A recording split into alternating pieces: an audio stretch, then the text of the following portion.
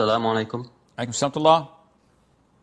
salam. Sheikh, so if you see the news recently, there's like two countries are fighting right now, and one of them is Shia and one of them is Jewish, and they both make many bad things to Muslims.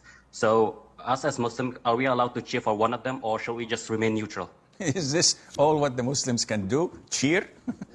Yeah, this is not a football game.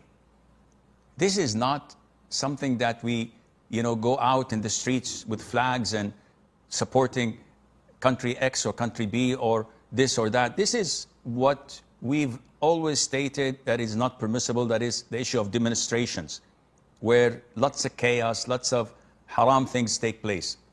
As Muslims, we side with anyone who claims to be Muslim, even if they're full of innovation, even if we believe in their hatred and enmity of Islam and the Muslims, yet still they're better than the other part, which is blatantly killing civilians, women, children, and the whole world is watching.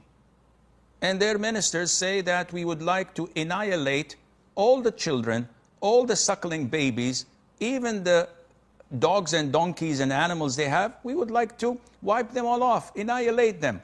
Is this something plausible to them, the disbelievers who are united against Islam? It is.